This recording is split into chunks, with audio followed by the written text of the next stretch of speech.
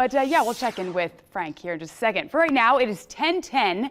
And even though it's cloudy outside, spring is officially here, which means it's time for tulips and other springtime flowers. So, of course, we're joined here this morning. Steve Foltz is here from the Cincinnati Zoo. So I feel like we've been really going in the right direction the past few months, Steve, because we talked about kind of winter plants and then springtime, kind of some blooming flowers. And then now we have the full array. Tell me, we got to start with these over here, the tulips. These are the star of the show. Yes. Well, they are out. We're about almost a week or two early this year. Yeah. And because we've had such beautiful weather this spring, right, that the tulips just jumped out. And but it was, Easter week, and we've got a lot of spring breaks. Sure. So everyone's coming to the zoo. The flowers are up. Yes. It's a great time.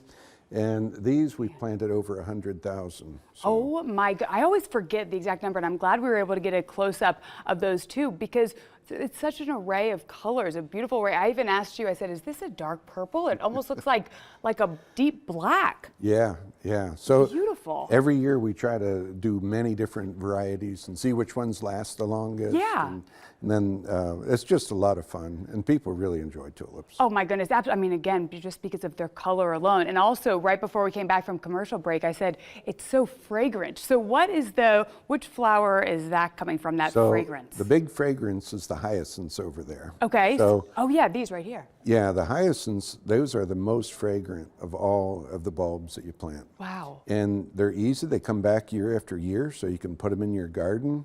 Usually you plant them in the fall. Okay. And then they're beautiful in the spring.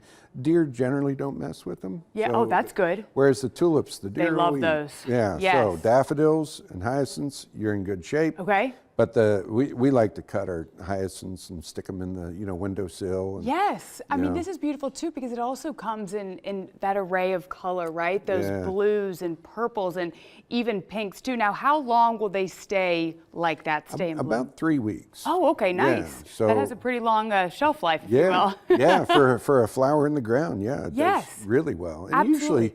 Usually, our displays, we're reaching peak this week. Yeah. And then next week will be in a really good bloom as well.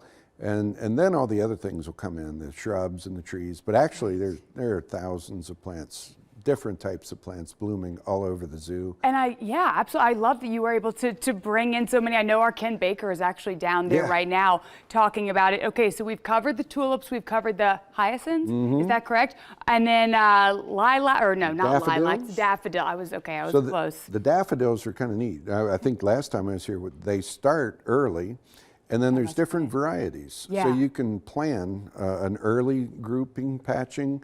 You can plan a little bit mid, and then about another 2 weeks, there'll be another flush of different ones coming out. Love it. Lots of bloom. A good progression there, good spring progression. Steve, thank you so much. Appreciate it always, and bring in these beautiful flowers as well, which obviously you can check out at the Cincinnati Zoo and Botanical Gardens. Steve, thank you again. 10:13 is now your time. Frank, I'll send it over to you.